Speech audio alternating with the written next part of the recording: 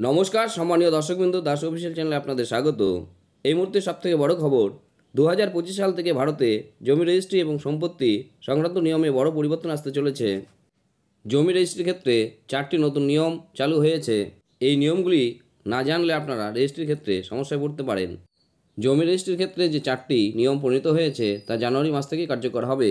আজকের ভিডিওতে আমি আলোচনা করব জমি রেজিস্ট্রির ক্ষেত্রে 4টি যে নতুন নিয়ম প্রণীত হয়েছে সেগুলি কি কি, এই নতুন নিয়মগুলি চালু করার পিছনে সরকারের মূল উদ্দেশ্য কী, এই নতুন নিয়ম যদি চালু হয় রেজিস্ট্রির ক্ষেত্রে তাহলে জনগণের মধ্যে কী প্রভাব ফেলবে, এ সমস্ত কিছু বিষয়। তাই আজকের ভিডিওটি স্কিপ না করে প্রথম থেকে শেষ অবধি আপনারা দেখবেন। ভিডিওটি ভালো লাগলে লাইক, শেয়ার, কমেন্ট এবং আপনারা যদি প্রথমবার আমার ইউটিউব চ্যানেলে আসেন তাহলে দাস অফিসিয়াল চ্যানেলটি সাবস্ক্রাইব করে রাখবেন সবার আগে এরকম গুরুত্বপূর্ণ আপডেট পাওয়ার জন্য। জমি রেজিস্ট্রির ক্ষেত্রে যে 4টি নতুন নিয়ম প্রণীত হয়েছে সেগুলি হলো আধার কার্ড বাধ্যতামূলক, অর্থাৎ জমি রেজিস্ট্রি করার ক্ষেত্রে ক্রেতা ও বিক্রেতার উভয়েরই আধার কার্ড লাগবে। অনলাইন রেজিস্ট্রি চালু, স্ট্যাম্পিংয়ের ব্যবহার, ডিজিটাল স্বাক্ষর। এখন আমি জমি রেজিস্ট্রির ক্ষেত্রে যে 4টি নতুন নিয়ম চালু হয়েছে সেগুলি সম্পর্কে বিস্তারিত আলোচনা করছি। প্রথমত, আধার কার্ড বাধ্যতামূলক। 2025 সাল থেকে জমি রেজিস্ট্রেশনের জন্য আধার কার্ড জমা দেওয়া বাধ্যতামূলক করা হবে। জমির ক্ষেত্রে জাল রেজিস্ট্রি বন্ধ করার জন্যই এই নিয়ম প্রণয়ন করা হয়েছে। এর ফলে সম্পত্তি ক্রয় বিক্রয়ে স্বচ্ছতা বৃদ্ধি পাবে এবং প্রতারণার ঘটনা কমবে। জমি রেজিস্ট্রির ক্ষেত্রে যদি আধার কার্ডের লিঙ্ক করা হয় তাহলে কি কি সুবিধা পাওয়া যাবে?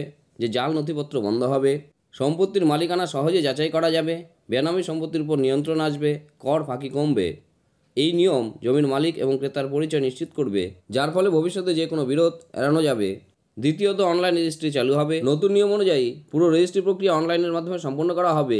এর জন্য একটি বিশেষ পোর্টাল চালু করা হবে যেখানে মানুষ তাদের নথি আপলোড করে রেজিস্ট্রেশন প্রক্রিয়া সম্পন্ন করতে পারবে। তৃতীয় যে নিয়মটি রয়েছে তা হলো স্ট্যাম্পিং ব্যবহার। 2025 সাল থেকে স্ট্যাম্প পেপারের পরিবর্তে ইলেকট্রনিক স্ট্যাম্প ব্যবহার করা হবে। এটি প্রক্রিয়াকে দ্রুত এবং সুরক্ষিত করবে। স্ট্যাম্পিংয়ের ফলে স্ট্যাম্প পেপারের জালিয়াতি বন্ধ হবে।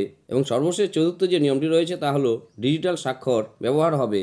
এই নতুন নিয়ম অনুযায়ী রেজিস্ট্রার ডিজিটাল স্বাক্ষর ব্যবহার করবেন। এটি শুধু প্রক্রিয়াকে দ্রুত করবে না, বরং নথির সত্যতাও নিশ্চিত করবে। এই ডিজিটাল স্বাক্ষরের ফলে যে সমস্ত সুবিধা পাওয়া যাবে তা হলো উচ্চ নিরাপত্তা, দ্রুত প্রক্রিয়া, দূরবর্তী প্রমাণীকরণ, কাগজবিহীন পদ্ধতি।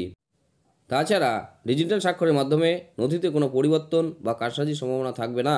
উদ্দেশ্য, ভারতের জমি রেজিস্ট্রি এবং সম্পত্তি সংক্রান্ত নিয়ম চালু হলে প্রথমত রিয়েল এস্টেট ক্ষেত্রে স্বচ্ছতা বৃদ্ধি পাবে, কর ফাঁকি রোধ করা যাবে, পুরো প্রক্রিয়াটি ডিজিটাল ও সুরক্ষিত হবে। এই নতুন নিয়ম চালু হলে জনগণের মধ্যে কী প্রভাব পড়বে? এই নতুন নিয়মগুলি প্রণীত হলে জমি রেজিস্ট্রেশনের প্রক্রিয়াকে সহজ এবং দ্রুত করবে, জাল রেজিস্ট্রি ও জমি সংক্রান্ত বিরোধ কমাবে। এই ছিল জমি সংক্রান্ত বিষয়ে একটি গুরুত্বপূর্ণ আপডেট।